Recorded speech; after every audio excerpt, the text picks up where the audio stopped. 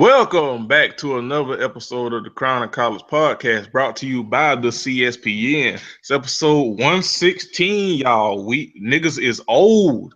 You can find out all our old shows at cspn.us.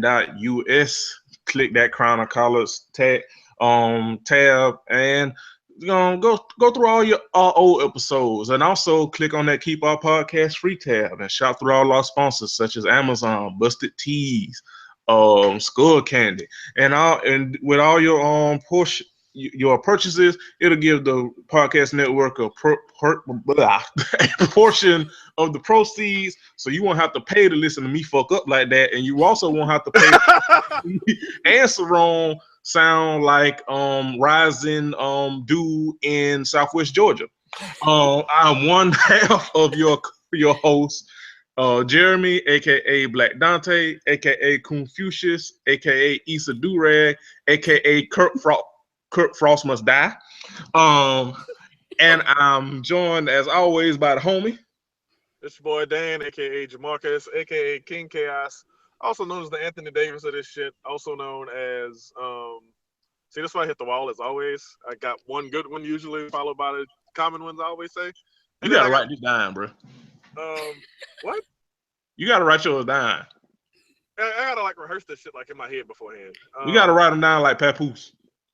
Right. I take serious offense to that. This is my last episode, y'all. Well, and before why would you do that, Sharon? Well, we never found out why Sharon did that. One of the greatest Twitter mysteries ever said in 140 characters. Did Sharon ever add him, by the way? Like, no, we don't even know what Sharon's at, what she looked like, or what she tweet like. We never found out ever. Yeah, because I searched his at name in Sharon and never saw like nobody in reference like other than we didn't even have an at. We didn't even have an at with Sharon in the name. Right. Greatest Twitter mysteries. But if y'all have heard that laughter, we are joined by a very special guest. She is one half of the Cinema Bomb podcast. She is a first timer here in the Crown and College studio. We have Tanja. Hey, y'all popping my cherry over here, the Crown and College cherry. What's up, y'all? How you doing? Go ahead and introduce yourself to the people, in the AKAs if you got them. The floor is yours. Yeah, awesome. All right, dope. So my name is Tanja, aka Cheeky. Some of y'all may know me as Cheeky from way back in the day. AKA you can pinch my cheeks, both sets if you cute. AKA I'm out here.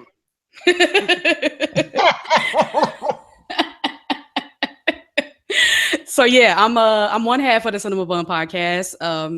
We review movie news.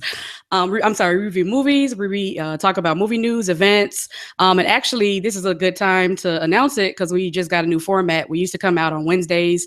We had the movie news and the movie review in the same episode.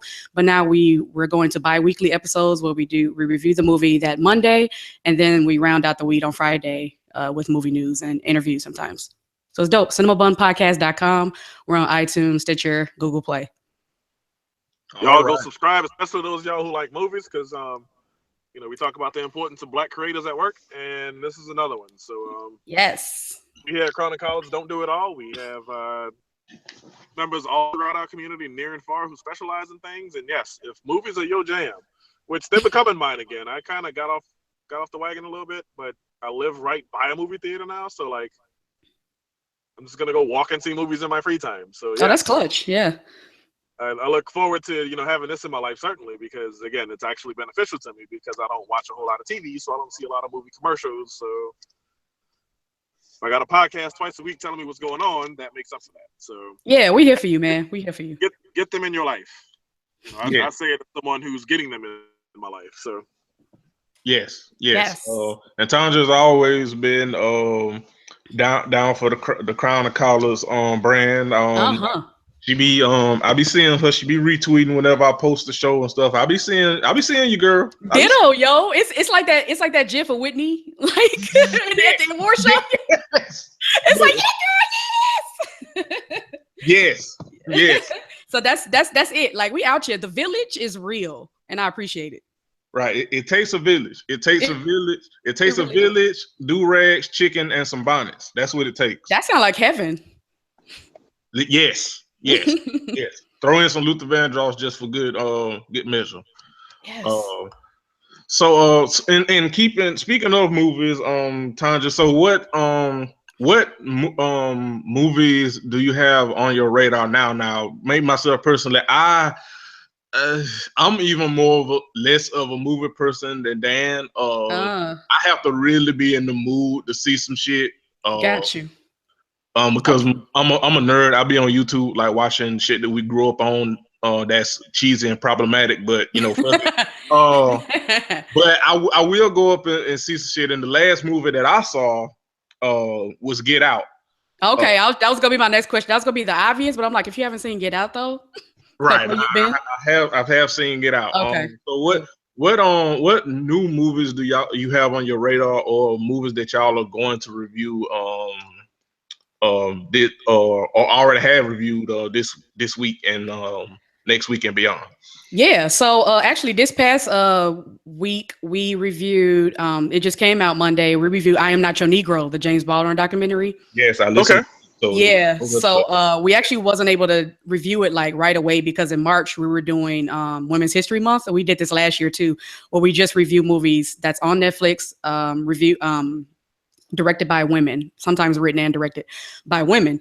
So we was doing that all of March. So we couldn't get, I Am Not Your Negro and Get Out like right away. But then right after that, we started reviewing those. So definitely I Am Not Your Negro. Some of the films that review for Women's History Month, we definitely did some Ava DuVernay, one of her early works, Mid of Nowhere. I definitely recommend that. That's on Netflix right now. Also her first film, I Will Follow, is on there. I would recommend that if you want to see some of her earlier shit and how she evolved to Selma and beyond. And now she's doing big ass $100 million films for Disney. So she out here. Get these white folks money. Right. Right. I mean, get it, scoop it all up. And like she's even been like on the front runner for like people trying to get her to direct Marvel shit. And we're like, yes, please do that. So she already got the relationship with Disney. So I'm super excited for that. But yeah, and in February, which is my favorite month, we do Bad Black Movie Month. We just did that this past week. Goodness. Yeah, so if you want I need to go catch up on that. Yes, if you want to be introduced to our podcast, do that. Like, do that month. Like we've this is our second annual. I love more than Bad Black movies. Listen, it is the most fun thing to review. Like that is my month. That's I'm gonna tell you 2 episodes if you want to. If you already aren't listening to that podcast, you're slipping. But I will say 3 episodes in particular that will get you into it. One, the episode where they review Flight with Sarone. I love me some Sarone. First of all, like I love this podcast because of Jeremy, because it's like I feel like I'm like ensconced in a warm butter biscuit, and I just feel so good. Like I just feel so warm inside, and that's how I felt with Sarone, because I'm like, oh no, we got to get some audio up in here with Sarone. Like, and I follow him for so long or whatever. Like I look at his videos and all that shit. But I'm like, nah, we need all this audio visual in this. And people who was like didn't know about Sarone, they was like, I love his voice. I'm like, I know. Yeah, me and Sarone are both from the public school system of Southwest GA, so that's why we sound like the buffet on Golden Corral, but it's fine. But yeah, that episode that y'all did with Sarone, the episode y'all did with Rod and Karen. Yes, I love them. And the episode and speaking of someone that's blew up Chewayden recently, the episode y'all did when y'all reviewed Hidden Figures with Mercedes. Yes. Hell yeah. I'm like, oh yeah, we've been on though. We've been on. Like, right. I meant to tweet that out actually on our podcast. Nigga, not to go on a tangent and get too off topic, but nigga, I'm so happy for Mercedes, but at the same time, I knew it wouldn't be too long, because nigga, it was some goddamn fools in her mentions today arguing. That's bullshit. That train is never late. And nigga, like if they were worth the mention, I would say fuck all the people like by name who got at her like all sideways. No, we ain't got time. We ain't got time.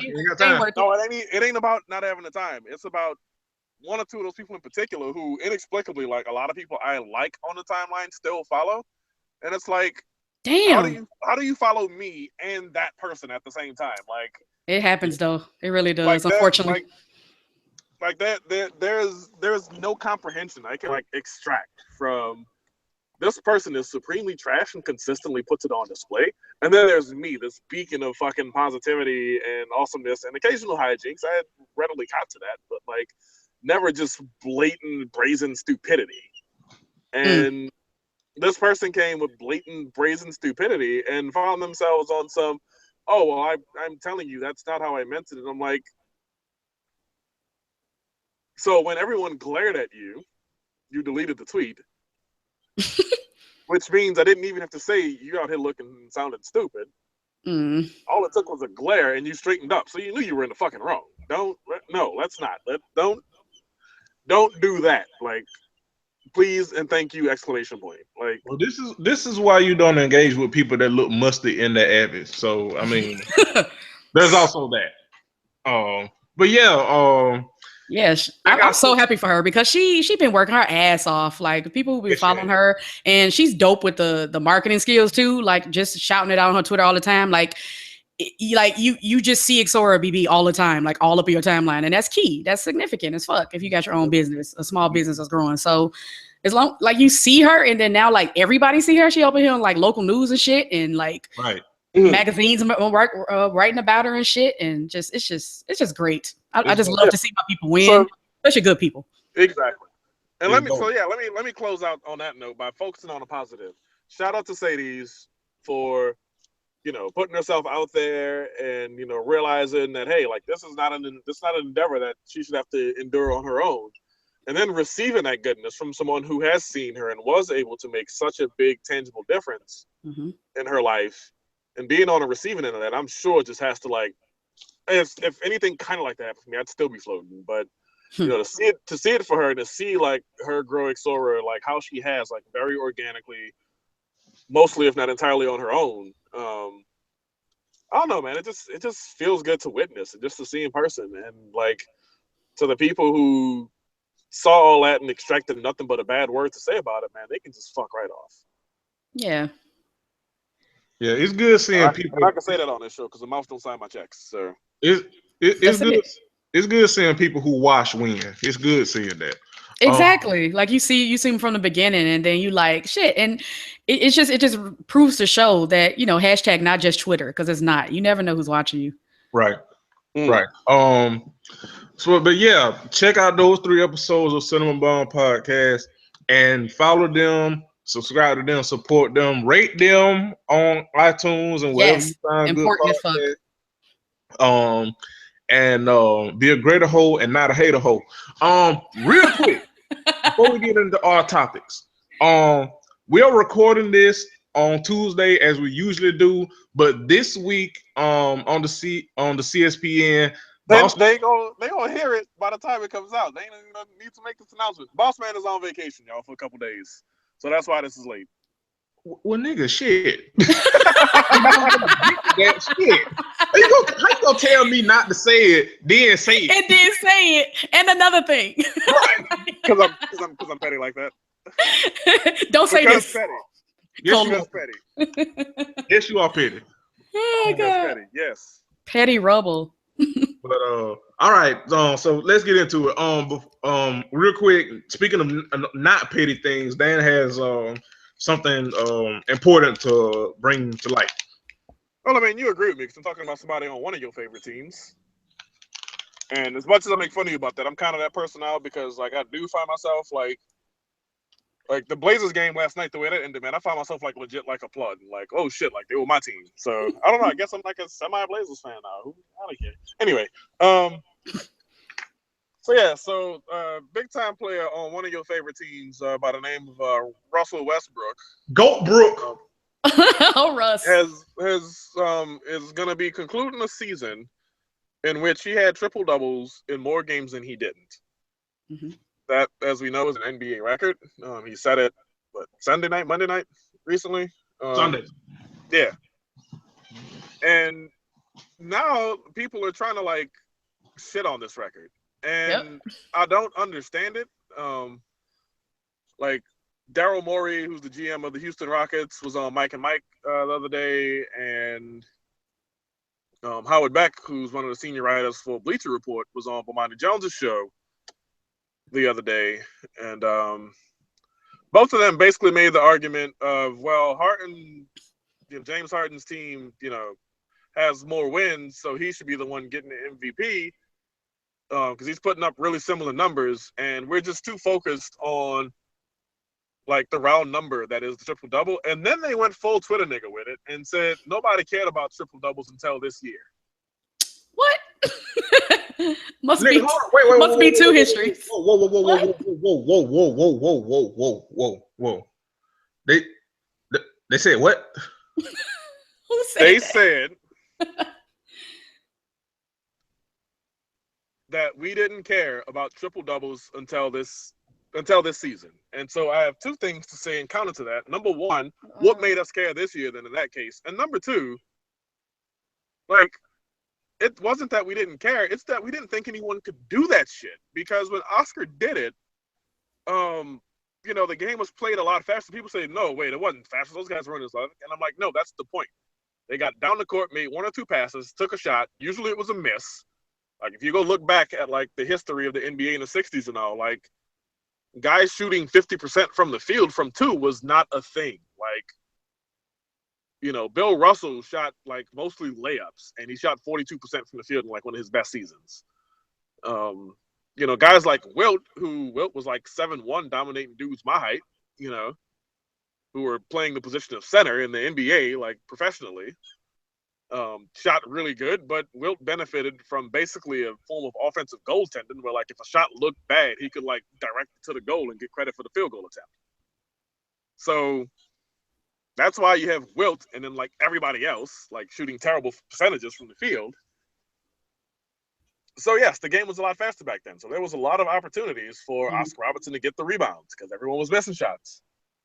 And then there were a lot of opportunities for him to get assists because back then an assist was different. It was you'd make a pass that leads to a shot with no dribbles, which usually meant the layup or a dunk. And, yeah, then he got the points because Oscar was just so damn good and he took so many shots. But we didn't think anyone would do that again, like, ever, because the game is it's a lot more tactical now. It's not that it's slower, it's just more tactical.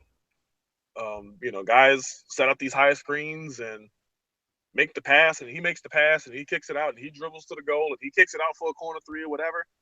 And that's the way basketball just is now. Like, it's 7 seconds or less with the Suns was, like, revolutionary, but it didn't stick. And right. So for Westbrook to do this is just absolutely tantalizing. And I'm sorry, but when I think about the 2016-2017 basketball season, here are things I'm not going to think about. I'm not going to think about Kawhi Leonard being good on defense. Because Kawhi Leonard was good on defense the year before. I'm sure he'll be good on defense next year. And while his scoring has taken an uptick, it was going to. Tim Duncan retired. So whatever. I'm not going to think about this ugly brand of basketball James Harden plays. Let's talk about it. And hold on. And the fact that he didn't get the triple-double means he didn't get the triple-double. Magic came close and didn't get it. We don't talk about that season. This is 82. Jordan came close in 88. He averaged 32.88. We don't talk about it. He came close. LeBron right now is averaging like a 26.88. He's close, but we don't talk about it because we talk about it because it's a career high in assists and rebounds for him, but we don't talk about it in the sense that it matters a whole bunch because it's not that round number of 10. And the thing about it is without the concept of the round number of at least 10, the triple-double isn't a thing, and we don't have things like Ricky Davis shooting the ball off the wrong goal to get a rebound, or we don't have Andre Bloch, like, begging like a bench warmer to let him get a rebound off a missed free throw. We don't have these things that lead to guys like doing all they can for triple doubles.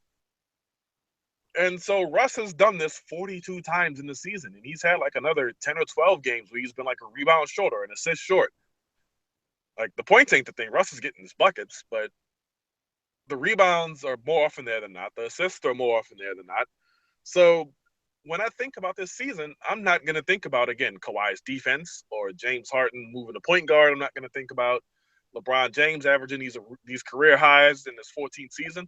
I'm going to think about Russell Westbrook putting up 42 triple-doubles in a season. One season, yo. You don't even do that shit on 2K. Like, I don't think Jordan had 42 career triple doubles. In fact, I'm gonna go look it up right now. But y'all talk it out. Yeah, I don't think so.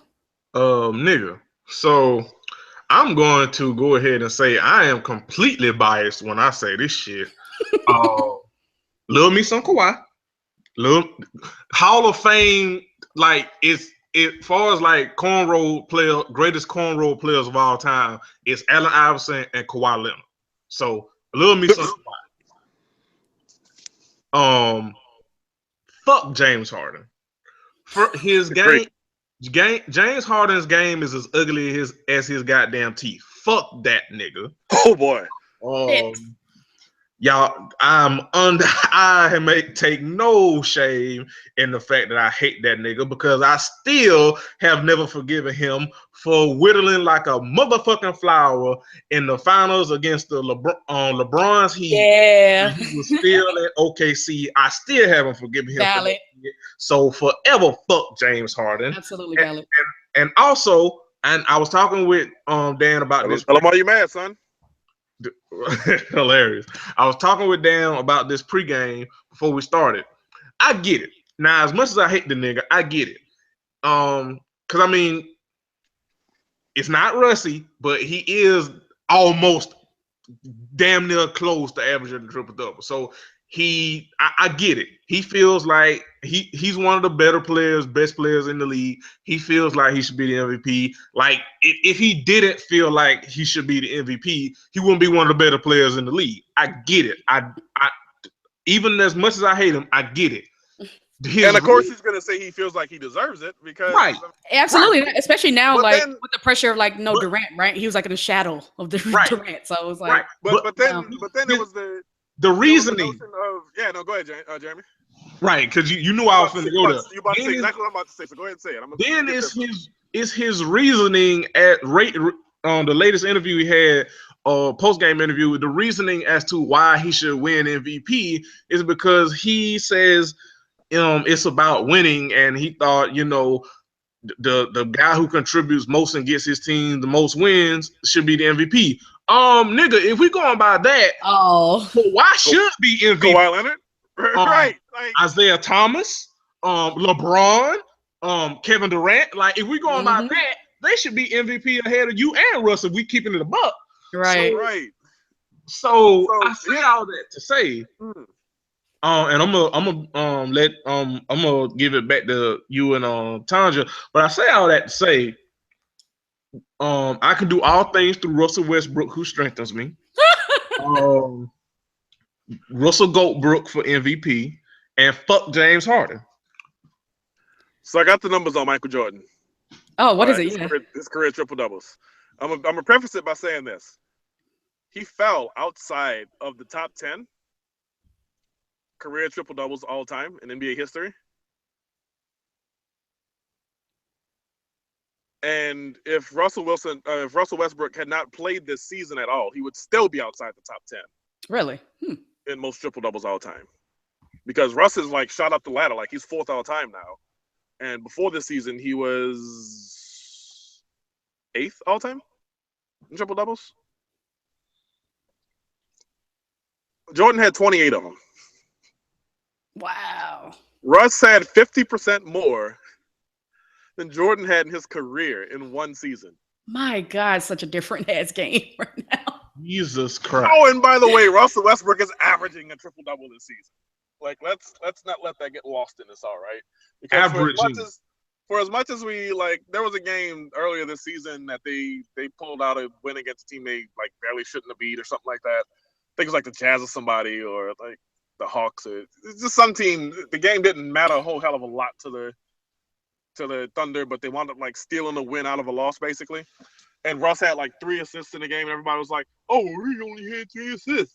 It's like, okay, so you can't diss the man for scoring like the last 19 points in a row, however many it was, and then diss the man for not getting all assists because. Now you can't have it both ways. So, Jeremy, I'm not a Thunder fan, so you can ridicule me for this, but I'm gonna tell you something. I don't know who starts at small forward for the Thunder. Oh, no, I'm not gonna ridicule. No. And I don't know who starts at power forward for the Thunder. So I can't name like half the other non-Westbrook starters on that team right now. No, I'm not and gonna he's still ridicule you getting at all. assists to them. No, I'm not gonna ridicule you at all. Like there's Russie, and then it's niggas that play at the YMCA. So like, shit. so no, I'm not gonna ridicule you at all. Like, I'm about to go look this up now. Because they traded for Taj Gibson, right? Does he start? No, Who starts? Who starts at power forward for them? exactly. Damn. No, like, tell me now. I'm not even I can't tell you, bro. Dog, I'm a fan. I can't tell you. That's sad. Damn, that is sad. It's not Taj. Damn. No, cause like nigga, Okay, remember we traded for Oladipo, and I don't even know if that nigga's still alive. Oh. So yeah, Oladipo he's on the team. He's on it, yeah. But Yeah, he's on the team. That He's second in minutes on the team. I think that's what I'm really going for here. Andre Roberson, who he just sounds like he went to Florida. Yeah, there's Roberson who can't shoot for shit. I think he's shooting like 35% from the field, and I'm not bullshitting. No, he's good from the field. He's terrible from three. Oh, okay, it was three. Yeah. He shoots 60% from the field on his 2-pointers. Like, have him shoot a 3-pointer though, boy. It's a whole. It's like 35% from three, or something like that. It's a whole other dance to get him to shoot a 3-pointer, boy. Whew. He averages 6.5 points per game, by the way. He's a starter. Right. He plays 30 minutes a game. Oh. I'll say this: he rebounds better than Maurice Bates, but and then Domantas Sabonis, who is the son of Arvydas Sabonis, is the starter at power forward right now. Now I will say this: Sabonis, he averages 6 points a game. He's a rookie, so Right. I'll give him like the credit of you're a rookie and still figuring it all out and whatever. Allow that, yeah. He shows flashes. Mm-hmm. Like, I think Enes Kanter gets a lot of his minutes. So yeah, like, and I'm okay with that. Like, I mean, you know, as a basketball team, you work it out how you work it out. The point is, Russell Westbrook has been transcendent this season. They replaced Kevin Durant with Andre Roberson. They replaced Serge Ibaka with Domantas Sabonis. Mm-hmm. Like, and they are going to go to the playoffs. Take Russell Westbrook off that team. They don't win 20 games, I guarantee you. No, not at all. They might. You take Russ off the team, they are less than the 76ers. Let that sink in. Bro, like, like nominally their backup point guards are Cameron Payne and Norris Cole. I'm a fan of a team that played a lot of Norris Cole on it, and we didn't win a whole lot, despite having, you know, some dude named Anthony Davis on our team. So yeah, no, they would be fighting with the Nets for like lottery balls at this point if Russell Westbrook were not on that team. So I say that to say he's got to do what he does for them to win. And without him, there would be no winning. And with him, there is enough winning to get them into the playoffs in a pretty loaded Western Conference. Like in the Eastern Conference, they'd be a top 4 seed. They might have the 5th seed locked down, but like they're a 6th seed as it is in the West. Mm. And I don't really care about James Harden's 0.7 more assists per game. I truly don't.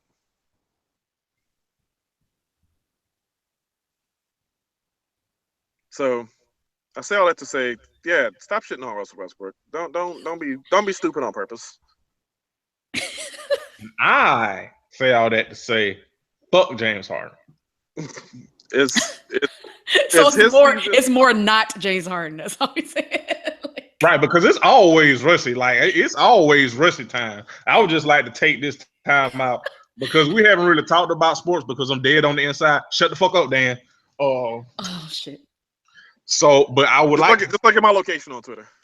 I would just like to reiterate. Temecula? This is a sign. No, matter of fact, Jeremy, you don't do it. Sandra, go look at my location on Twitter right now. Oh no. Read it all out to the people. Oh god. No, don't do it. Oh god. Don't do it. I'm like that. Read it in your head. Don't do it.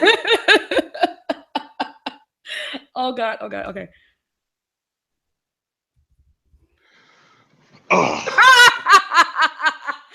It was 28-3.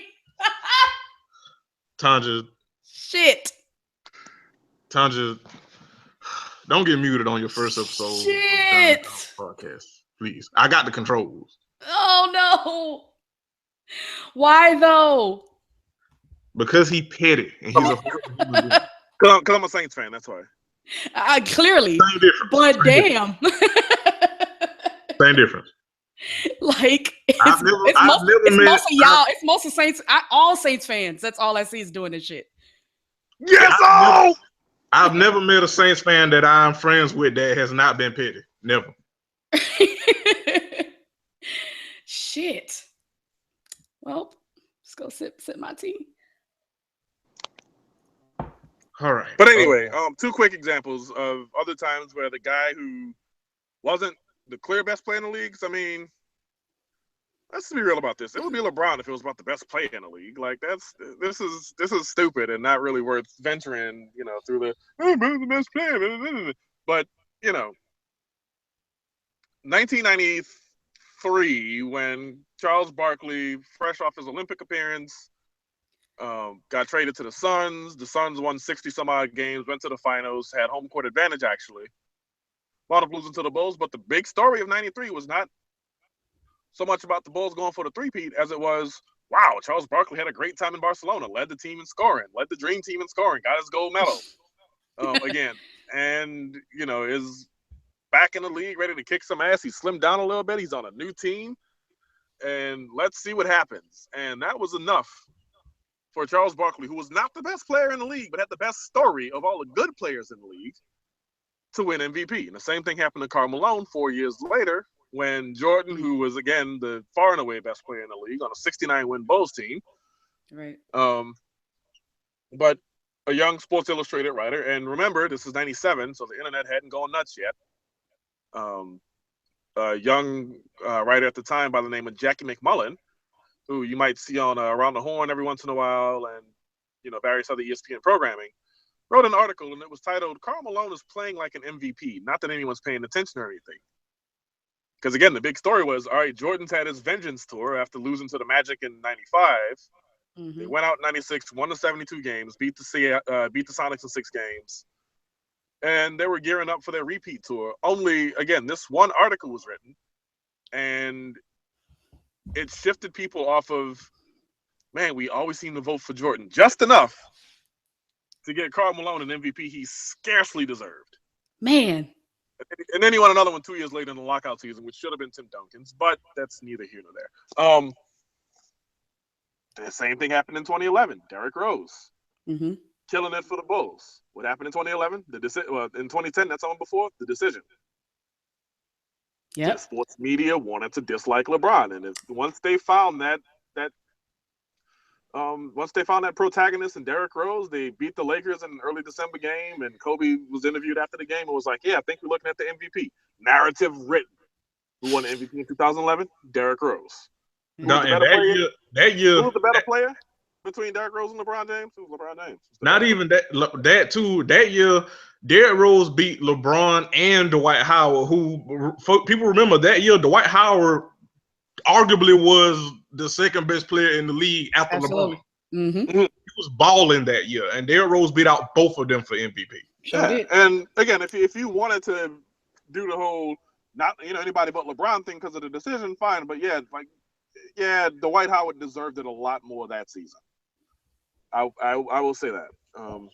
He deserved a hell of a lot more than Derrick Rose. But yeah, like I said, Kobe Bryant interviewed after a Lakers Bulls game in early December, was asked his thoughts about Derrick Rose, and Kobe said, I think he could be the MVP this season. And from there, the narrative was written. It was written. Yeah, for sure. Damn. So that's 3 examples where, again, maybe not exactly the best player walked through with the MVP award. I'm not going to talk about Steve Nash's tube. I'm not going to talk about the one Kobe stole from Chris Paul. I'm not going to talk about the fact. Clearly a narrative there. So the one that Kobe stole from Chris Paul, let's talk about it. 2008. Nigga, we got more to talk about. Yes, we do. New Orleans Hornets missed the playoffs the season before. The next season, ramped it up, won 56 games. Byron Scott won Coach of the Year. But at the trade deadline, the Lakers gave away Marc Gasol, who we knew nothing about at the time, to get Paul Gasol and like some other good, some other bench players or whatever. With Paul Gasol, because Kobe badly needed a second player that season. Remember, he almost went to the Celtics that offseason before they went for Garnett and Ray Allen. Kobe was almost a Celtic. He was almost a Bull. They didn't want to part with Lil Dang. But they got Paul Gasol those last 27 games. They went like 23-4, something like that. Snuck up, stole 1 seed. Kobe somehow wins the MVP. It's like, damn, you should be breaking bread with Paul Gasol for that. Stole it from Chris Paul, who led the nondescript Hornets to 56 wins, franchise record. Not really so much of a personal narrative, but anyone looking at that objectively, looking back on it, knowing all of that, knowing how the Lakers played better with Paul Gasol than they did without him, will then say, oh, well, Chris Paul probably did deserve that, regardless of how we feel about him now. Mm-hmm. All right, let's move into some other topics on that note. Right. So in this week and people fucking with black women, which seems to be an everyday thing. It's a tour. Right. It's world tour. On let's see this. Last week, French Montana became the topic of the jour, which is probably the most attention he's ever received in his life. Belgian Kentucky then lost his damn mind. I know. German Idaho, you talking about? I just go call him after a European and then a state nobody goes to and nobody lives in. You talking about Swiss Alabama? Yes, Austria, Minnesota. Wait, did you say Austria, Minnesota? Yes. That may or may not be the show title. Can't promise. Yes. Austrian, Minnesota. Rap name. That name. Hashtag that name. Yes. So Miss Montana, he became the topic of discussion, unfortunately, because last week he decided to search his name and respond to a young lady with like 350 followers. Listen, right? Yes, please point that out. Let's point that out, please. Right. I don't want to point that out to be like she's nobody, but no, not at all. She's followed by a very select group of people, probably by design. Exactly. And like it was clear that he was scoping it out. That just makes it even more clear. It's not like it was retweeted. It couldn't possibly be retweeted on his timeline in any way. Right. That tweet had one retweet and shit. No. I have this story because it obviously it got big and there was an article written about it, but I got it. Her name is, and I apologize for pronouncing this wrong. No, you don't. You're from America's Georgia. You don't apologize for that. Not America's Georgia. Close. I hate you. But I'll allow it. But yeah, she is Miriam Barksdale. She's 22, from California, and she just she tweeted that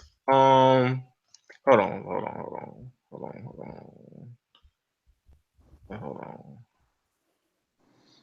on. Isn't something about nobody caring about him or something? Yeah, I want to get it exact. Yeah. I want to get it. The fact that French Montana. Yeah, I got it. Okay. Yeah, the fact that French Montana thinks that what the fuck? I didn't ask you to play that. These articles, man. Like over here on a salsa. Yeah, the fact that French Montana thinks anyone cares about him. With that face emoji. Right, with the kind of like emotional. Frowning, yeah, right, kind of like the frowning emoji. So just a tweet. Just a tweet, and along the lines of something that all of us, have tweeted. We always ask, like earlier today, I asked, is Troop still with us? Valid. That's valid. Valid. Wow. Valid. I haven't heard that name spoken out loud, and my God. Right. You know, I watch Love and Hip Hop, and daily I tweet about Kurt Frost's demise. So also valid. Just also valid because that nigga bitch. Woo, that's a whole nother show. Just tweeting, minding her business. So, and it's also key that Dan said how many followers she had, because again, it's not like she's followed. She has a large following. It's just an ordinary Twitter user. And I don't mean that in the derogatory way. So there's no way that tweet could have got that much traction to get to Bench Montana. But that's what happens when you search your @ and he searched his @ because somebody did the forensics. Shout out to Twitter. Be on it. CSI Twitter. Yeah. They searched French Montana's name around the same time that this young lady tweeted what she tweeted about him, and there were at least 10 other people that tweeted about French Montana at the same time, and I don't think any of it was positive. And I think it was mostly dudes at that. Young men, probably around her age too, but the point being, it was mostly young men. And then a couple of young women, including her. So he searched his name and specifically picked out her, and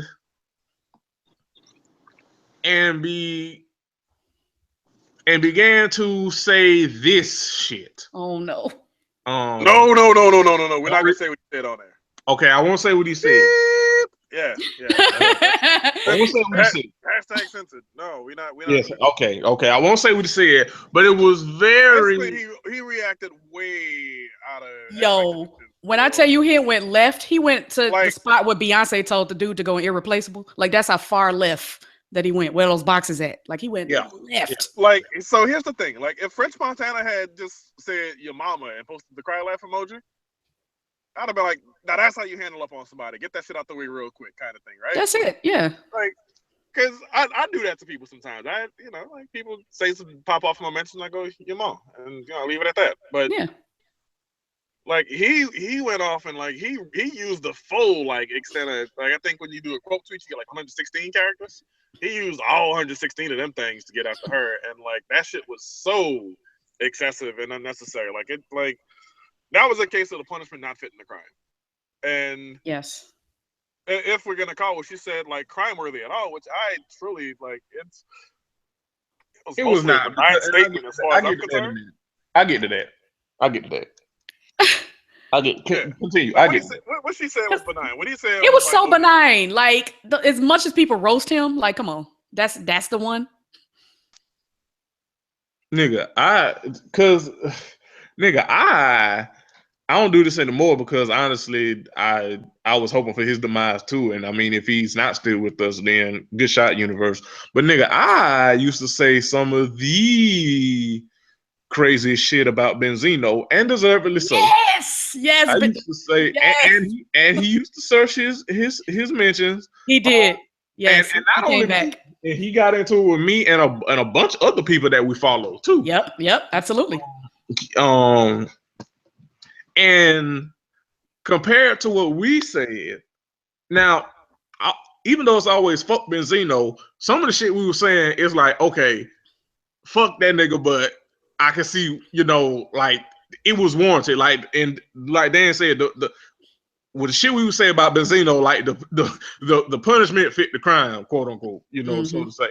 But this shit, dog, you go from because people were doing this, and I mean, I'm not gonna sugarcoat it. The not saying all, but the most majority of the people that were either being devil's advocates or flat out defending French Montana were dudes, were black dudes. I mean, I'm not gonna sugarcoat it and lie and say that it wasn't. Not everybody, because there was some women doing the shit too, but the majority, the loudest ones, were black men. And you cannot sit here and fucking tell me that someone saying who cares about French Montana warrants this kind of response that he had. right? You cannot sit here and tell me as a motherfucker with a brain and functioning thumbs. You cannot sit here and tell me that who cares about French Montana warrants him calling that young lady everything but a child of God. You can't tell me, because people were saying, well, she shouldn't have come for him. Nigga, come where? Come where? Where'd she come? Where? She didn't at him. She didn't talk about his mama. She didn't talk about his bank account. She didn't say that he deserves to die. She didn't say none of that shit. She just said, who cares about him? And if we're keeping it a buck, who does But care? who does though? Yeah, exactly. Like, him, obviously, right? Who does care? Like, nigga, niggas were dying on the hill for French Montana in the year of 2017. Our Lord. That ain't the one. I want right.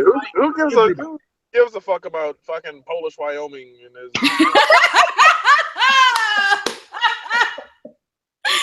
It says that Polish Wyoming. Like, you can order that. Like, I get the Polish Wyoming. Number 5. nigga. But why though? Like, Nigga. People why that hill? Hill for German Oregon in the year of 2000. Hey! I am podcasting with you all from the great state of Oregon. Thank you. Still don't believe you. Still don't believe you. Hilarious. I don't believe nobody lives there. I'm sorry. I know 2 whole people who live there, plus you, but I still don't believe you. Young man, your origins are from the great state of Louisiana. See, now that's a state somebody lives in. Okay, you're right about that, but still, I don't sit in traffic because nobody lives here. I came and parked by the river so I could watch the traffic crawl along. Oh, no. You were born by the river, Dan? Right, literally. Yes. But yeah, man, it was. By the way, Aaron Neville has covered that song. Go listen to that sometime. I have definitely. But yeah, man, it was just disappointing to see people just flat out cape for somebody who just had a visceral reaction for no reason at a young black girl. Like, she's 22. Come on. The fuck are y'all doing? Ugh, gross. Hate y'all, man. Like, hate people. Yeah, I had 2 young women jump in my ads, actually jump in my quote tweets, talking about he didn't go too far, and I'm like, if he said that to you, would you feel the same way? Like, right?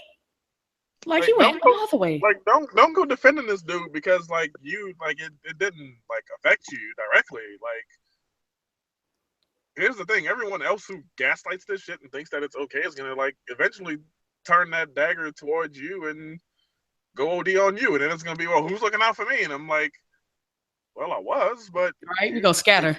You denied me out of hand, and now you need me, and I'm still gonna show up because that's what I do. I show up for people, but like I'm also gonna remember this, and what I do with it isn't like it's not anyone's business, frankly. But I'm gonna remember. But when it's time to show up for you, I'm gonna show up for you. So like, just don't be an asshole about this, just because it was somebody else who's the victim. Absolutely. I'm going to read what the young woman said because of course she got interviewed about it because it went viral. Mm-hmm. They asked her, what were your mentions looking like after it happened? She said, I got more love from my black women than anyone else, especially. Okay, my bad. I thought I read that wrong, but I did. I read it right. I'll start over. Boy, be reading right, still reading wrong. Lord. Shut up. I got more love from my black women than anyone. Shut up. Damn it. Shit. Take 3. She said, I got more love from my black women than anyone else, especially not from black men. I got more hate from black men than I got from anyone else. There are videos of and in brackets, it's them talking about me on YouTube defending, also in brackets, French, from one little comment. The whole nappy-headed thing and black men defending that, knowing that the term was used during the time when black people were discriminated against, getting lynched. White supremacists saying nappy-headed hoe. I see that all the time. Remember Don Imus? That's me. That's not her, but And so for black men to be defending that and saying, "Oh, it's not racist, it's not an insult," it doesn't really make sense. Straight from her mouth, like it. Again, niggas hate this comparison, but say it again, please, because I was hollering when you said it. Prove the point every goddamn time. Many people have said it, but black men, straight black men, are often the white people of black people because you motherfuckers, hashtag you, hashtag y'all. If it don't apply, let it fly. Motherfuckers was defending this dude who was clearly in the wrong and going completely left, attacking this young woman for literally nothing. Like if you are the type of person that would look at her initial tweet and then look at his response and then say, I don't see what the problem is. Totally justified. Fuck you, dog. Like I can't even be nice about it. Like just fuck you. Fuck you. I can't even be nice. Like fuck you. No, like it's no place for that. It's no defense of that shit. Like no. Also, fuck the dudes that were trying to be like, well, he's black, so it's okay. One, even if he was black, it's still not okay. Two, what the fuck are you doing trying to make him black? Because it was some niggas saying that, well, he was born in Africa, so obviously that makes him African, and obviously it makes him black. Right. I don't think you motherfuckers know what. I don't think y'all know what words mean. You're right. I can't. People conflate ethnicity and race like so many times, like all the time. Yelling silhouette emoji. Niggas is mighty Republican out here. Like, oh, they totally is. And like you were saying, like how the black dudes, like they are the white people of black people because they use the exact same language that they hear all the time. So I'm just like, how do y'all not separate yourselves from that shit? I just don't get it. Like, how do you say the same exact words that you hear all the time? Because not all these Black Lives Matter and not all these niggas want freedom. They want the power of the oppressor. There we go.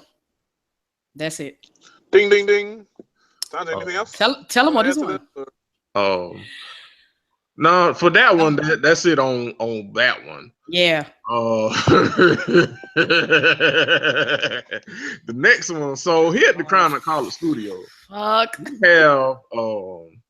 we have an award. It's been a long-standing award on this show, primarily because the namesake of the award has proven repeatedly that he don't know shit about shit, and has been, for lack of a better word, a habitual dumbass. So it was so blatant that we had to eventually give him his own goddamn award on this show. And he's received this award on this show more damn times than he actually has awards in real life.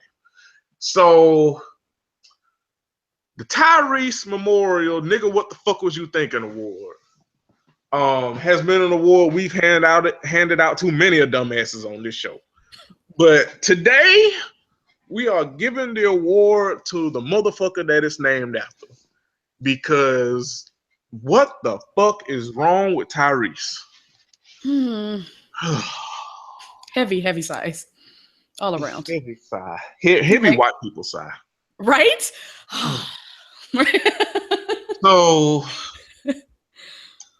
So Tyrese's latest, because it seems like every day he's saying some stupid shit. But the latest stupid shit that he said, which actually got the people that gave him this platform in hot water. So BET gave Tyrese a platform to speak for whatever the fuck. Honestly, I don't really know. But they gave him a platform, and from the video that they've taken down now, it don't even, what he said seems like if you looked at that video, I did, unfortunately. What he started to say and what we're gonna read and where he's gotten in trouble, it don't even sound like it had shit to do with what he had them there for. Like when you nothing at all. like when you before they took the video down, when you look at the video, it's God. like they're ending a shoot for something else, and then he has and another thing, and then Yes. goes into this shit. With a wagging finger. Right. Bitch, you just don't sit your ass down. Right, like he Uncle Phil or some shit. Right. Like it's the episode where Will and Carlton Yes. went to that pawn shop and got scammed and scammed Phil's ring, and then he came back, and then they got him. He came back, and Uncle Phil was scolding them, and he was like, "And another thing." Yeah. That was Tyrese. Because Tyrese. he just swear he dropped that heat. Like he just knew. Every time, like it never ends with that dude. He like, I'm just talking though. You know, I gotta always conversate. Like, bitch, we don't sit your ass down. Let's sit down. Have a stadium seats. He think he's just the coolest nigga doing it, and He think he's so cold. I got news for Tyrese, and that news is that like you're not the coolest nigga doing it, but like you need to just stop doing it. Like, period. Right? This is a TMZ exclusive. Like, just stop. That's your news, bro. Like it's not a matter of, oh no, switch the style up. Oh no, talk about this. No, like nigga, shut up. It's free. Right. Shut him the fuck up. Shutting the fuck up is freedom of speech. Free 99. It's a special on Fat. Free 50 Fat if you want the discount. Words classic. Yes. So what this motherfucker said. Now this one I am gonna read. Hold on, no. What this nigga / motherfucker said. Yes. Yeah. That back. Yes. This nigga / motherfucker. This nigga / So he said, the motherfucker said, for the women, I appreciate all the ladies out there that are still single and that are holding out. Don't settle. Because I'm gonna tell you all right now, and this may be harsh. Sluts, skeezers, hoes, tramps, and overly aggressive, promiscuous women, they are never without a man because they don't have no standards. They ready to have sex with any and everything that want to have sex with them. But when you are single, you actually love yourself, and you know your value and your self-worth, and hold out until God sends you what's yours. And then he made allude to vagina being like a car and saying there's some extra miles down there or some other shit for promiscuous women, quote unquote. Couple of things. Nigga, have all the seats. All of them. Like they're available as fuck for you. Fuck it. We Tanja, being the black woman, being that you are a black woman, and being that these niggas, slashes, seem to just routinely just say stupid shit about women and black women specifically. Like, just how do you feel about this shit? Oh, like that's one answer. But I'm just tired. Like, I'm just tired of this shit. I'm tired of getting beaten up on and then like getting right back up and pulling y'all back on our fucking shoulders. Like, I can't. Like, I can't do this anymore. But like, we continue to do it because we love y'all. We love black men. But shit, but these niggas right here, like, not all these black lives, beloved. Exactly. They don't. I'm totally ready to sacrifice him in the draft. Like, he can go on. Right. Fast. Not all these black lives matter because some of these niggas can go. Absolutely can go. I'll give you express ticket. A lot of them can go if we keep it in the book. A lot of them, yeah, because we keep like that, like you said, like as a woman, a black woman, I hear it all the time. I see it all the time. I see it happen to people I follow, just dragging us. The same women who uplift and lead the march, you know, to protect y'all damn necks. So the fuck. Like, and I tweeted this. World taking the most shit. So say what, Dan? The black women out here saving the world and taking the most shit. That's it. and that just needs to stop, dog. Like we can all do better. Like black women already there. Like, and some of them ain't even waiting on us because like some of them have given up, and I can't even blame them, honestly. Nope. And it's just we got to do better, dog. Like we just have to do fucking better. Speaking of, not to go on a tangent, we're gonna bring it right back. Well, I'm gonna bring it right back because it actually goes hand in hand. Earlier today, I saw someone pass around a thread of some nigga who made a thread of um and he had a bunch of screenshots, some from people that we follow and love, where they were bashing black men, quote unquote, or bashing straight black men, quote unquote. And he made a thread, and that shit was getting passed around. And then some just told me, because immediately when I saw it, I rolled my eyes, because straight black male teals, particularly straight black male teals on Twitter, some of the most rolled, like it's some of the most irritating shit ever. So fragile. So fucking fragile. Masculinity is so fucking fragile. But then some just told me, you know what, before I block this dude, let me just scroll his TL while he making this thread.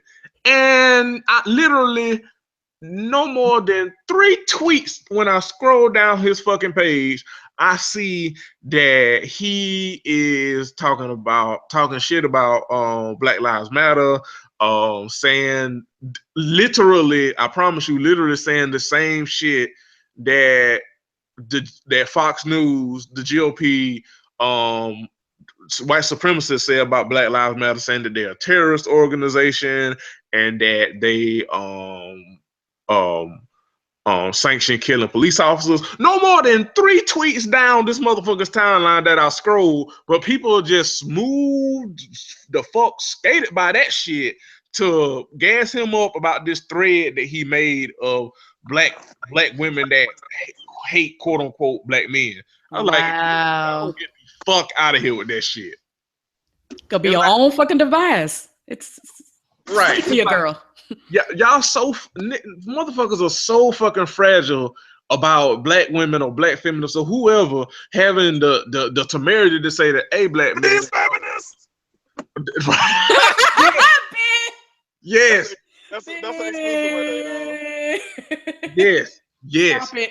Don't lose that, man. We gotta don't lose that. Oh God. That's going in the vault, man. God. Put that in the vault. Stop Put it. that in the vault. But yeah, not all. I gave us a yes all earlier, and now we got these feminists. It's a sound. But nigga, motherfuckers' fragility is so fucking fragile that they'll co-sign any dude that is saying that is they're so fucking fragile and worried about in male bashing, quote unquote, or black male bashing, quote unquote, that they'll co-sign some nigga making a thread about these black women and black feminists slander. These feminists! And then smooth skate on past this motherfucker basically being a black white supremacist. Like, you motherfuckers. Again, not all these Black Lives Matter, but circling it right on back to Tyrese. Like, no, I'm just, it's just, and women in general, and particularly black women, are just tired of men telling them what the fuck to do, dog. Especially this dumbass nigga to be the forefront of it. Like, he's dumb. What to do and like what it means to do other things. Like, I mean, like how you go put Tyrese and expert in the same sentence without that canceling out? That math don't add up. It just don't. Right. It just doesn't work. And like, I would love to ask him, like, who are you sleeping with if all the women can't sleep with? I be trying to ask y'all that, and nobody answers me because it's stupid. Like, it just your logic unfolds itself. I'm like, man, sorry, Tyrese, I can't be your bae Pandora, but shit. Right, we can't pray for Ebola with you together, but... Right? Dog, remember that time where Tyrese live tweeted stalking his baby mama? I'm sorry, what? Yes. This is Yeah. a thing. Do you remember the time Tyrese was trying to have a conference call on Twitter? Yes, I do remember that. But wait a minute. Back to this. That's Baby my mama. favorite Twitter moment of all time. Yes, that was great. But what is this? What do you mean stalking? He live tweeted being outside his baby mama's house. Oh, the shit, he was posting the pictures of it too. Mm-hmm. Oh my god. Yep, I remember that. I remember that now. I didn't remember that at first. I remember that now. Okay. Tyrese Wisdoms. Yeah. Mm-hmm. Good yeah, job. Remember Steen storified that shit. Steve for briefly having the keys to the Tyrese Wisdoms page, by the way. Got the key. No, I forgot he let you. Yes. I know y'all be hating me when I retweet that shit, but that is gold. I don't hate. Not that's because I was part of it once, but like I just love that shit on its own because it's so stupid, and sometimes you gotta really check and be like, "Damn, did he say something kind of like this, Talise?" And then like you realize the answer is yes. The answer is yes. Right. It's believable, and that's the point because it's so sad that it's believable. Exactly. It's like, yep, I can see this happening. Mm-hmm. But yeah, man, it's just like niggas is. Black women are tired of people just telling them what to do, telling them what and how and when and what to do with their bodies, clocking their bodies. Like, go ahead, Tantra, go ahead. Yeah, like you do, like y'all, like black men, like y'all who try to tell us to do that. Y'all the government. Y'all basically the government trying to like insert ourselves into our bodies and what we do. Like, God forbid, Buddha, Vishnu, all of them forbid. That what we do in our lives ain't for you. Oh my God. Like, put that on the Summer Jam screen. Like, fuck. Like, what the fuck? Like, we have our own agency. We are our own humans, and it is not defined by you and what you think of us. Right. Ben. It's like just like you said, like dudes don't black men, they don't realize that they literally use the same tools as white supremacists. Like, nigga. It is a whole goddamn political party of racists that are also sexist, that are also literally in government right now trying to defund Planned Parenthood and literally control women's bodies. And these motherfuckers sound exactly like them. Exactly like them. The only difference is you ain't in office, you ain't in Capitol Hill in a suit signing a bill. But that doesn't make you any less problematic, and it doesn't make it any less stupid, and it doesn't make it any less manipulative and controlling of women's agency and bodies. Like, no. And for it to be repeated, the same government that's trying to kill you. Right. Like actively. Right. Through law enforcement that you pay taxes for. Right. Like what? Right. Come right. On. It is just fucking amazing. And like this only works one way because it's not a market. And I tweeted this when Tyrese said that stupid shit. But like this can only work one way because it's not a market. We'll have true equality when it's a market for women to give men horrible unsolicited relationship advice like men do to women. That's when we'll have true equality. Listen, I wish it could be like beyond like a sketch because like I have an idea to do that as a sketch, but I wish it could be taken seriously too because my God, like it would be so golden. Like the only one we got right now, like gentlemen. ... Yes. Hashtag fellas. Right. Like the only one we really got right now is Iyanla, but she don't really. No, it's not the same. It ain't the same. Like we need a market. Like we need. You know what we need? We need Alicia Keys to get a divorce because she'll have gone through so much shit. Oh my God. She could be the woman version of Tyrese because she'll been through so much shit. That would be golden. And then speaking of Iyanla, I feel like it would work on the OWN network, like just straight up on there. Right, because Oprah will co-sign that. Oh, she would be for it. You know what? Oprah low key like opened the door for that shit, but the problem was her advice wasn't her advice was women centered and it wasn't stupid advice. Right. But she did open the door because she gave Tyler Perry a fucking show. Yep. She gave Iyanla a fucking show. Mm-hmm. Like so the door is there. We just capitalize on the market. Also, it won't work because niggas don't read. They sure don't. So, like, you could, like, Tyrese sold a book, and he, like, him and Floyd Mayweather have the same reading comprehension. Like, he Hi, I'm Floyd Mayweather. Thank you for calling the show. Your stripes. Hi, I'm Floyd Mayweather. Thank you for the show. Yeah, he totally read with his finger. I'm Floyd Mayweather, and this is the hi. This is Floyd Mayweather, and I'm here to talk about the show. He don't read. Stripes move. Hi. You know the kid in the back of the class that used when the teacher called him to read, like he would move with his pencil as he was reading. That's Floyd Mayweather and Tyrese. Totally with his pencil. Oh my God, I can't. Yeah, not even with his thumb. He read with his pencil. His pencil. Yes, that's a thing for real. Tyrese. Oh, you brought it back. Yeah, like that's when we have true equality, when that market for women to give like unsolicited ass advice. Like ain't nobody asked y'all. Like nobody. Right. Who wanted this? Right. Ain't nobody. Raise your hand. Ain't nobody asked these niggas shit. We didn't want it. Unsubscribe, please. Right. And for the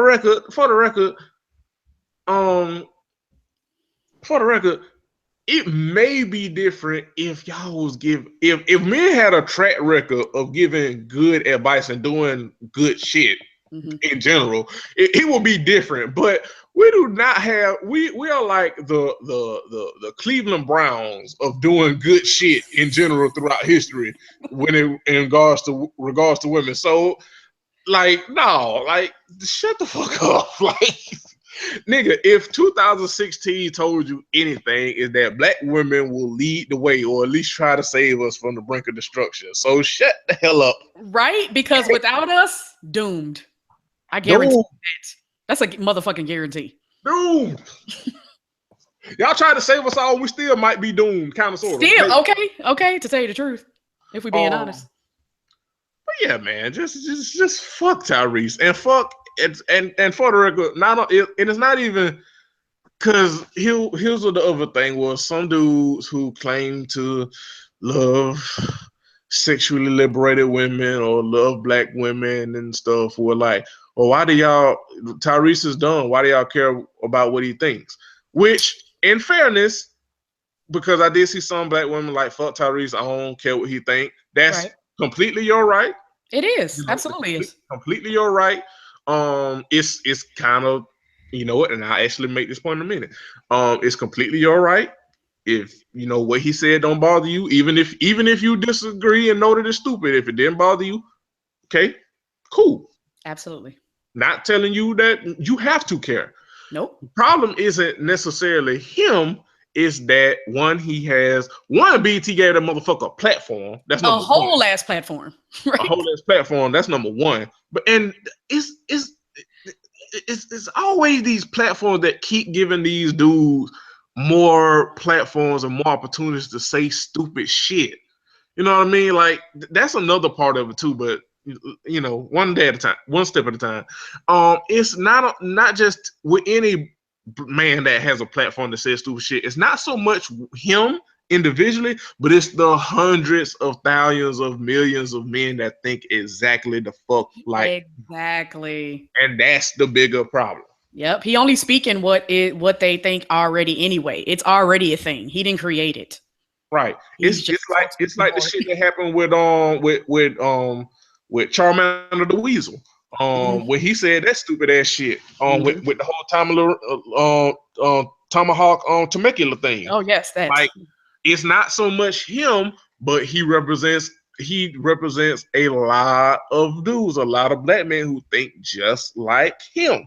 You don't get that platform that he has if you don't have niggas that think just like you, because you speaking for somebody. He may not be speaking to you, but he's speaking to somebody, and that's the problem. That's the problem. Also, speaking of, you know, some people weren't bothered. And I thought about this, and some people may say it's a stretch or a reach, but I don't really think it is.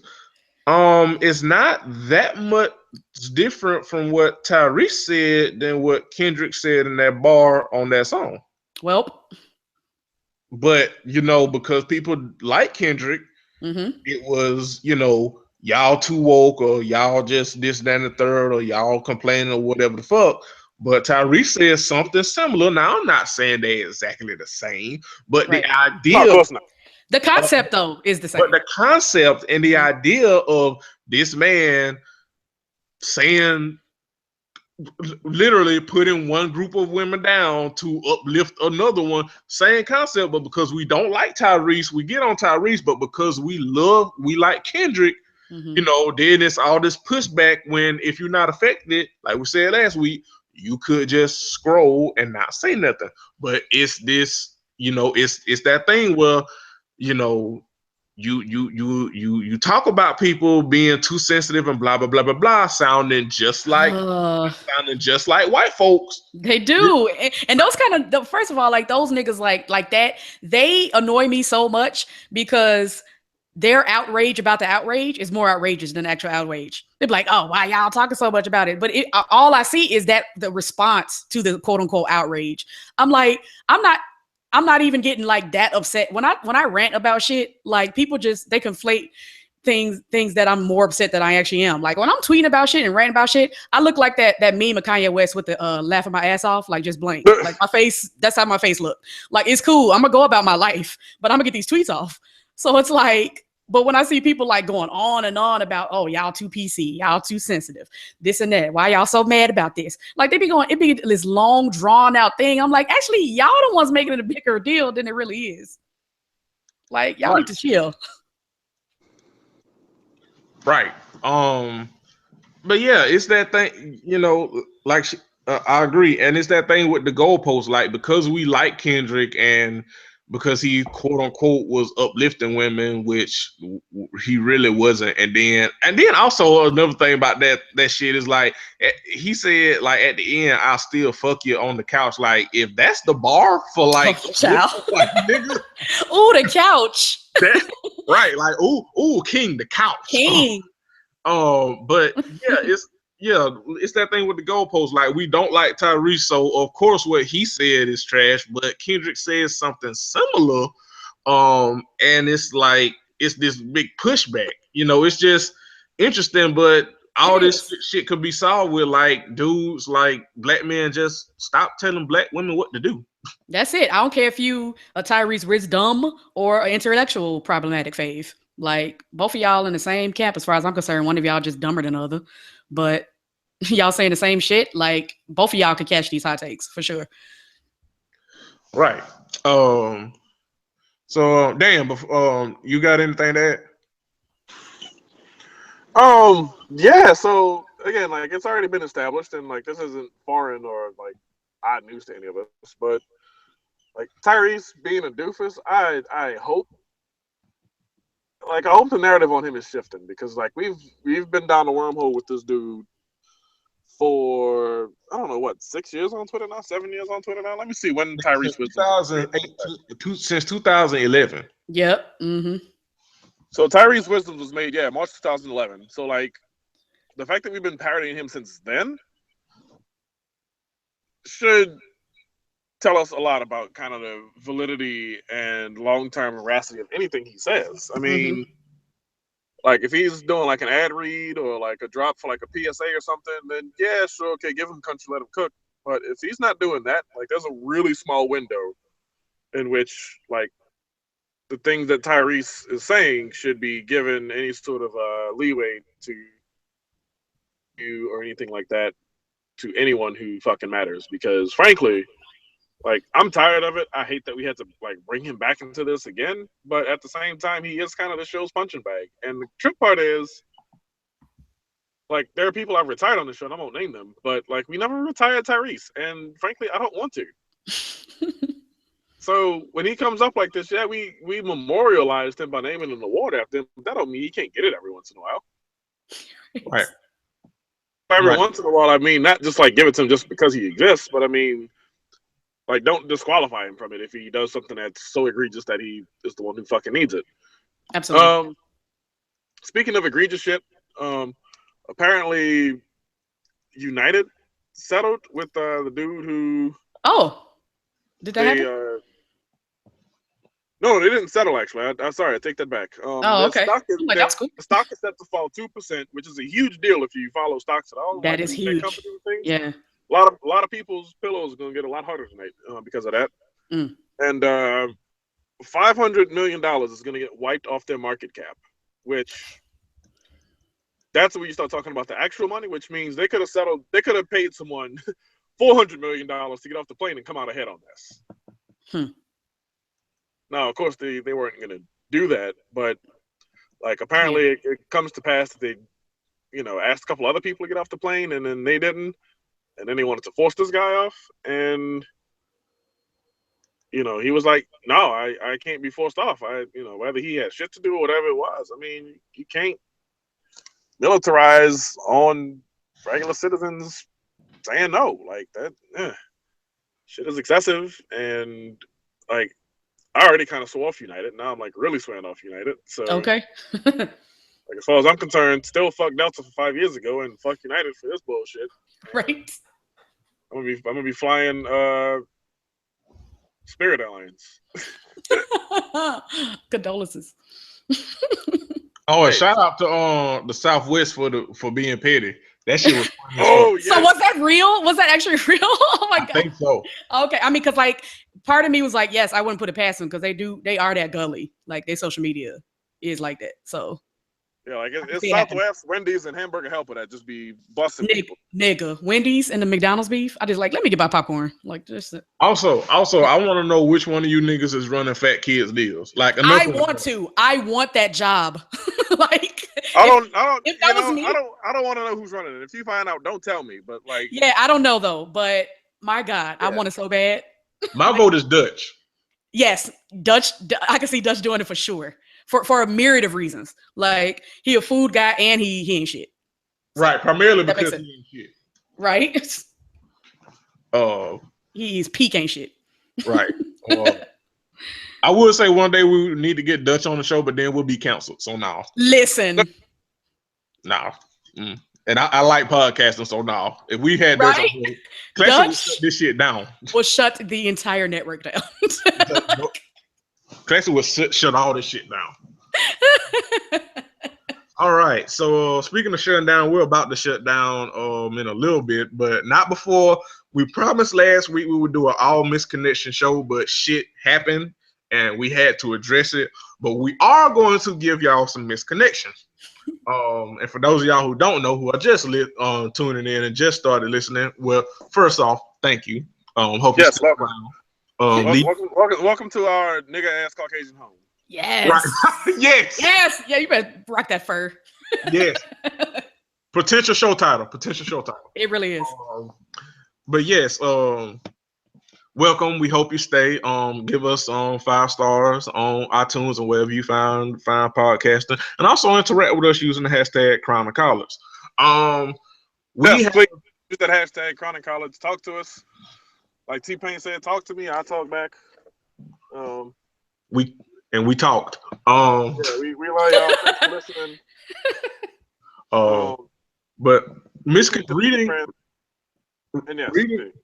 reading misconnections has been a staple on our show for a long time. We got lazy in doing them because we kind of just got lazy. But we are starting to bring them back.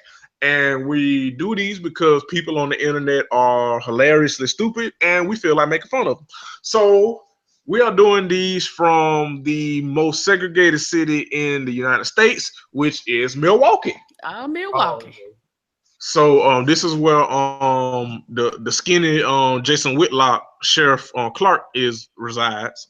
So these will probably be filled with fuckery and maybe anti-blackness. But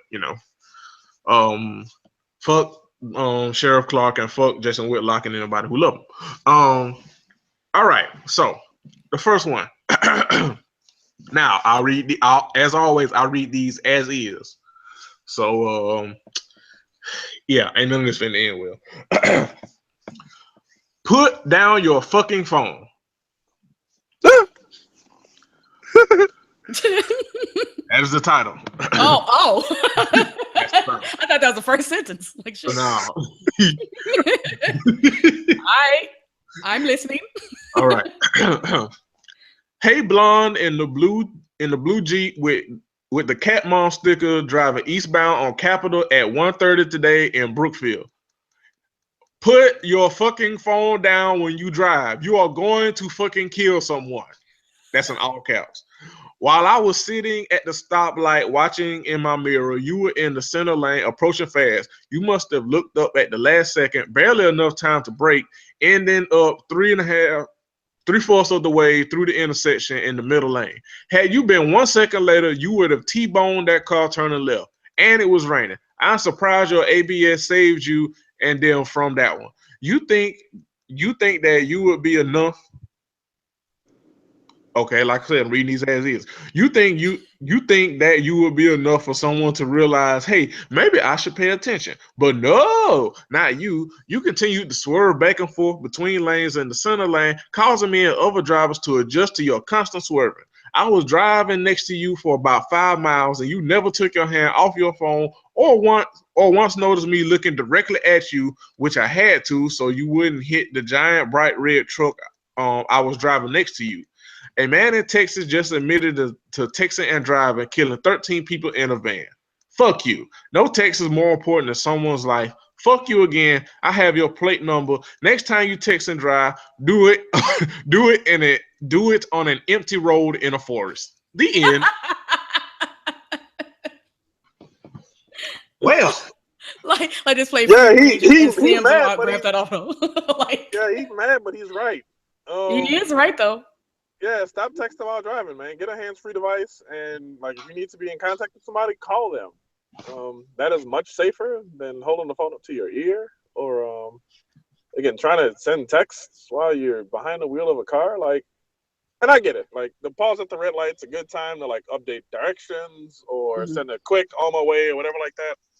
But no, like he's right. He's furious as fuck. And I wish I could read this. Like, I wish I could see this disconnection for myself. But I'll send it to you. Hell yeah. But no, he is 100% justified in this one. This is not you farted in Kroger, or you know this isn't what's our man's name from Mississippi? Willie, fuck, I can't remember his full name. I gotta go back and listen to that episode. Was it really Willie Reed?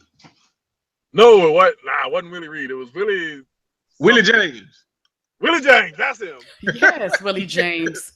This ain't a Willie James situation where he's trying to like fake sugar daddy for somebody, no shit like that. Like this is like I wish he had a better outlet than Craigslist, but I also kind of don't, because then we wouldn't have this gym. It's entertaining as hell. It's just it was entertaining, but he's also like correct. Like totally correct. And I mean, like texting and moving anywhere in the street is dangerous on both sides, right? Like obviously when you operate in heavy machinery, but then also when you walking and not looking, because I kid you the fuck not, yesterday I saw somebody get tapped because they was on their phone walking in the middle of the street. Like the all I heard was a skirt, and I'm like, oh shit, oh skid. Then I saw somebody rolling all over the damn intersection. And I'm like, shit. Damn. Luckily they got up and walked, but that could have been the end of their life. Because of damn text in the street, like that could wait. It can wait. Hashtag it can wait. Yeah. Of course, I say this also as this podcast resident, highly rated Uber driver in the city of Portland, Oregon. Yeah, don't do things to endanger other people on the road. Some of us are driving for a living. Damn it.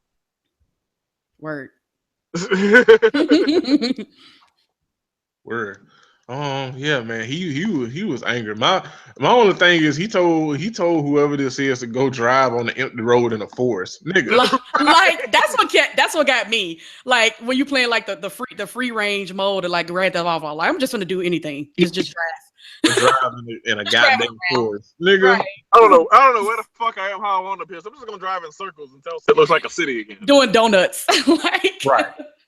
All right. Speaking of, we're gonna keep with the road theme here. Sort of altercation on freeway. You in a wait, say it again. Read the title again. No, I legit missed it. I was drinking my Powerade. I'll read it again. This is the title.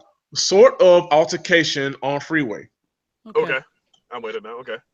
You in a white car, not sure what make, but similar to a Soul. License plate begins with BA. We both pulled into the left lane at the same time, which made you mad.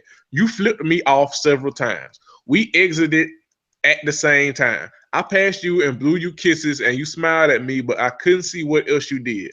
You're a hot guy. I am probably more than twice your age, but I would love to make up with you by giving you a blowjob.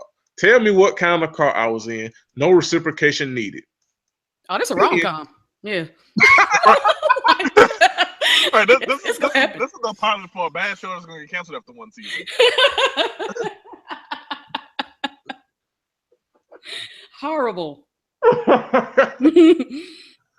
So Tanja, as our movie expert, Yeah. what bad romantic comedy is this?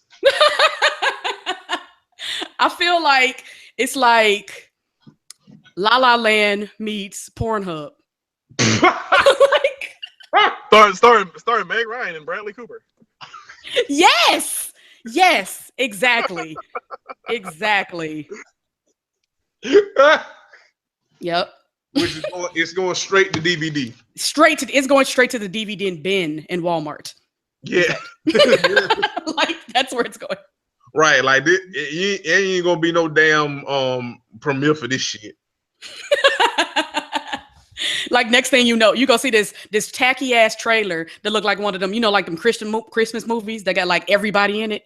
It's gonna be one of those. It's gonna be one of them trailers, and then all of a sudden you could be like, coming to Blu-ray on April 25th. Like, wait, what? When was it in theaters? Like, it's gonna be one of them. Right. You ain't gonna miss this motherfucker At all. All right. Last one. This is a mess. Yes, it is.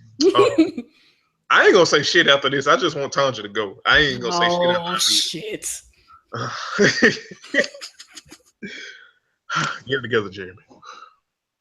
Okay. Married woman survey. Oh boy. I'm gonna read that title again. Right. Married woman survey. All right. In all caps. Oh God. A. Ever wonder what else is out there? B. Want to find. All right. Want a fine secret or lover? C. Someone vent about your life or your spouse to? D. Do you miss experiencing butterflies the first time you meet someone? E. Want to be held and cared for? F. And most importantly, do you want to smile again? I. All of the above. If you answer yes to one or more of these questions, you should get to know me. I promise. All right. Tap out. Literally tapping out. And I'm not even done with the whole thing. That's the Oh, okay.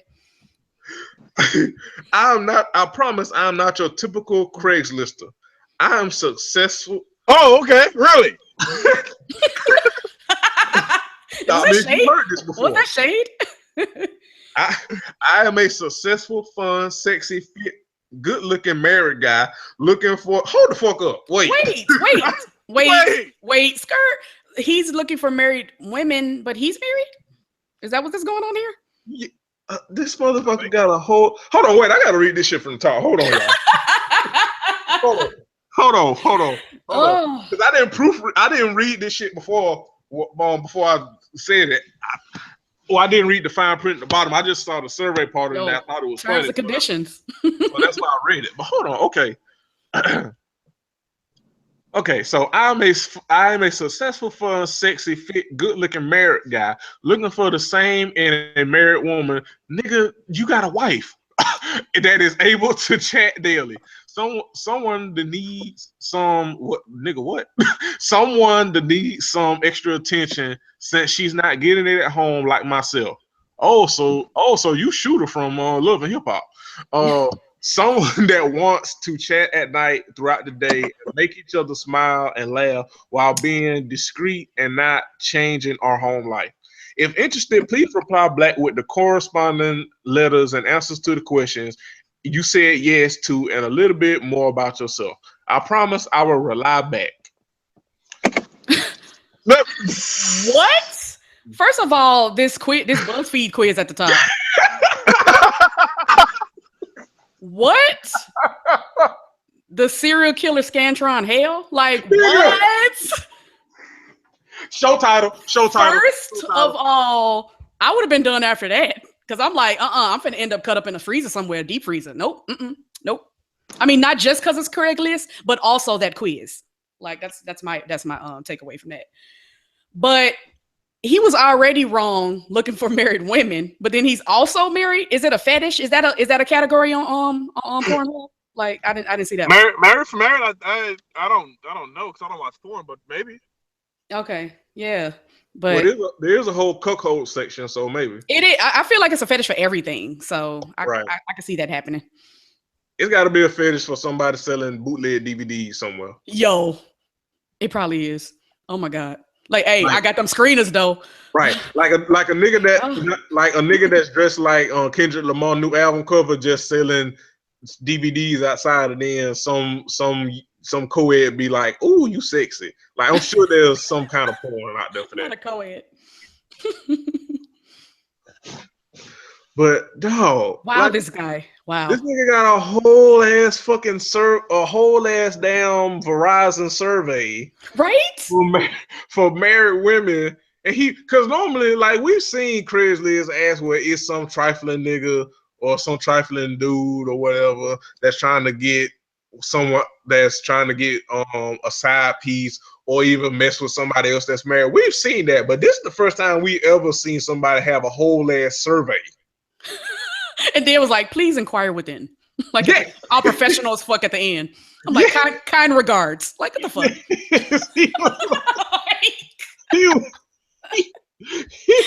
Okay, Jer. What is his name? Like, what the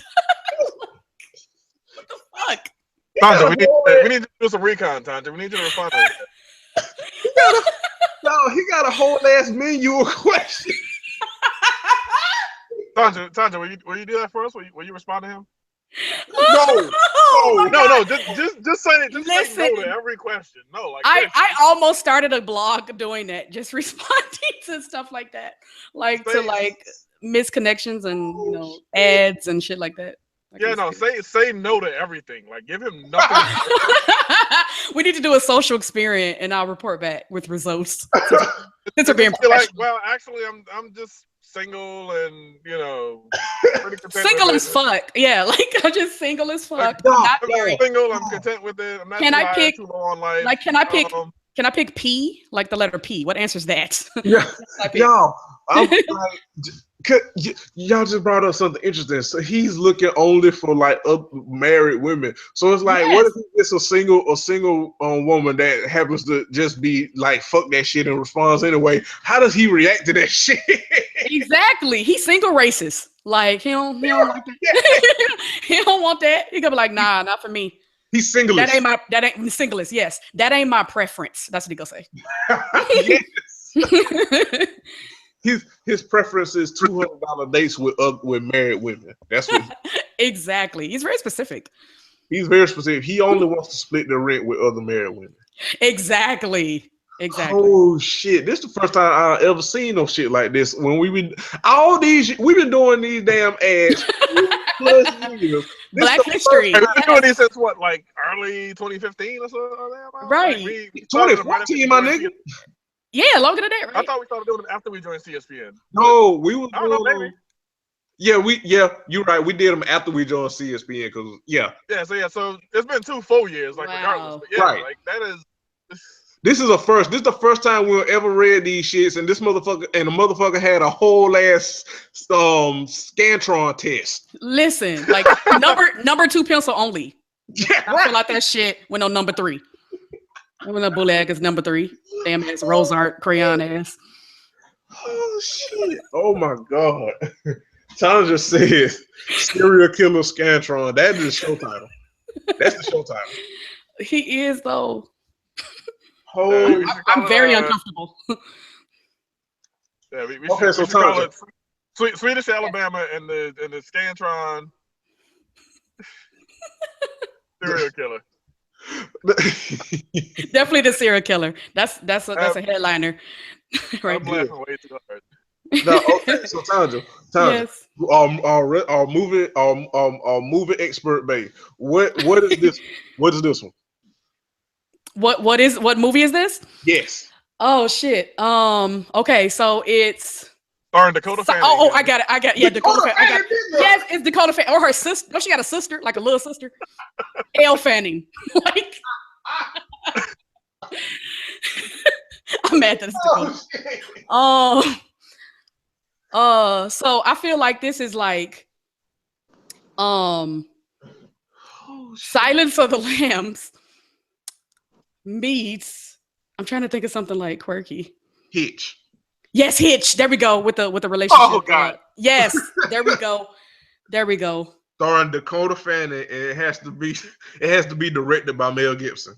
And Jared Leto. Not Jared Leto. Is he the one? He the Craigslist guy? Yes. Yes, he has to be. No, he's the married guy who's gonna get left by Dakota Fanning's character. Dakota Fanning. How old is she? I can't.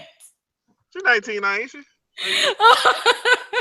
Like, did she age in that Ashley and Mary Kay Ocean way, or like? I don't know. Let's. Because I haven't seen her. She was born in '94. So she's in her 20s. Yeah, she can. Yeah, so it'll be Dakota Fanning and and Jared Leto as the couple. Jared Leto is the working way too hard dad, and yeah, she's sitting there like checking off this mental checklist, and she's checked like 11 of the 12 boxes, and then all of a sudden he does something stupid, and like the 12th one is checked, and then she decides, fuck it, got nothing to lose, so let's write this letter. And this shit, if it's directed by Mel Gibson, it's gonna get an Academy Award nomination or some shit. Like, right, it's gonna be who is the 40-something actor who's gonna be the one who like has composed this letter, but we don't see him on screen till like 46 minutes into the movie. Tom Cruise? Oh shit! Did you say Tom Cruise? Yeah. Yeah, that's what he said. Because it got to be a Scientologist to do this shit. Oh my god! That, you know what? I'm mad that makes sense. I'm mad that makes sense though. Jeremy about to get our show canceled. Fuck. Yeah, because the Scientologists yell. Like, right. They don't play clearly. Right. That's why they sent Brandon to kill all those people. Nigga. Okay. Oh shit. That's gonna go in the Crown of College Misconnections archives. I ain't never seen no shit like this, dog. A fucking Scantron test. Yeah, y'all need do you have a Hall of Fame for this shit? Because we might have to start one. Put up that jersey, yo. Like, raise it, cause shit. We might have to do a greatest hits of Misconnections. It's got to be, well, first of all, the number one of all time got to be David from Lawrence Tender. That's got to be. That's got to be number one. So that our show doesn't get canceled and us killed by them people. Can Joseph Gordon-Levitt be the creator of the email? Oh, no, he's not with us anymore, is he? I don't believe so. Oh shit! Oh, he's still with us. Oh, you mean like alive? Yeah, he alive. Yeah, Joseph Gordon-Levitt can be the composer of the email, who we don't see on screen. Oh, I can see that. I can see it. Oh shit! Or what's coming through with the child stars. So could it then be Jackie Earl Haley maybe, or? I'll allow it. Oh yeah. Because he's short too. That's the other thing. And yeah, he definitely got to be. He definitely got to be short. Yeah, the guy has to be short. Yeah, yeah, because he was like he writes short. Like I just feel like he was in Little Children. Yeah, it's Jackie Earl Haley. Fuck it. Oh, Little Children. Yeah. Yeah, yep. It's his role to lose. He's got to turn. Oh, that's creepy as fuck. He's definitely our top two like wanted actors for this role. Yeah, that sounds like a plan. And if we really need to revive a career, who we keep on speed dial? Macaulay Culkin. Oh, Macaulay. He is the epitome of white ash. Like, if y'all don't believe white people get ashy, look at Macaulay Culkin. Yeah. Macaulay Culkin can be on speed dial for us. Yep. So we got an all-star cast to make this a terrible white people movie that'll be Oscar nominated. Oh, it's totally gonna be Oscar. The Academy will kill for the shit. Like, right. Oh, he's a pained, hermit, and he. Right. It's gonna be like it's gonna be like La La Land for meth heads. Exactly. Oh boy. That's exactly what because when you mention Macaulay Culkin, that's all I can think about. Meth. Like no teeth. Like just. Oh, y'all, no, y'all, I got it. The disgruntled motherfucker that composed this shit. I got it. Somebody perfect. Meth, History of Violence, Dark. I got it. Johnny Depp. Oh shit. Holy shit. Can Julia Roberts be his wife that we only see once? I'll allow it. Yeah. That actually makes sense. Yeah. Johnny Depp. Yeah. So I feel like he gonna be a Craigslist Willy Wonka. Yeah. Yes. Fucking hell. Yes. Shit. We are not 1 ounce. We have Like written the worst amazing movie of all time. Right. Right. Ain't no sense productions. No. LLC. I just thought of somebody else we can put on speed dial. You ready for this one? He's been in a handful of movies. Let's see. He was in Higher Learning. He was in Tigerland. He was in one of the Fast and Furious movies. Let's see. What has he been in recently? Recently, he was in Transcendence. He was in the most recent, not the most recent. He was in A Good Day to Die Hard. Okay. But he was the lead actor in a terrible movie that was called Paparazzi. What? And his name is Cole Hauser, and he has the look. Wait, he's got that. He's got that. I wear blazers with a shirt underneath, with no shirt underneath. Oh, him. Yes. He's got that look, and he's got that like. He has been in a lot of shit. He's got that slightly askew smile that seems like a dude who'd be typing away on Craigslist. Absolutely. This all out. This is like not. He didn't type this in Word first and then paste it over. He wrote this shit in that little ass Craigslist box. Stop it. Sir. Oh, one more thing. Cause we gotta go. But one more thing. I got it. This we have to have because the wife of the one that's gonna leave him. She has to have at least one black friend. Oh yeah. That's gonna tell them this is a bad idea, girl. Molly, you in danger, girl. And this, you know what? It will kill two birds with one stone. Giving this person the part will let her be her natural sassy self, and also give her something to do so she can leave us alone. And that is Janet Hubert, aka original dark skin. Hey. Yeah, get her a job, please. Yes. Get her a job so she can leave us alone. Because she has some things to do. She needs some hobby. She needs some hobby or something. She needs some work. Please get her a damn job. I'm like, because how you ain't just living off the fact that you're the only Aviv that matters. Right. Right. Hello. Like, you are a legend of Fresh Prince of Bel-Air. But that ain't enough. All right, cool. About it. No one really hates Daphne Maxwell Reid. No, like, she's cool. No one really knows that she's done with her life since then. Nope. Like, she's harmless though. She's harmless. Her. Yeah. Like, we antagonize light skin at Viv as a concept. We don't antagonize her. Not at all. Her fault. Somebody had to come on board and play the role. She was just willing to do it. Yep. I'm okay with that. And like again, I'm all about some dark skin at Viv personally, but I'm not about Black just Janet Hubert, like continuing to pour gasoline over this shit and just like I can't see how you can't live off that epic ass dance scene and that's it. Like that's and you just live on with your life. But nah, you gotta keep coming for Will Smith and Media Hole.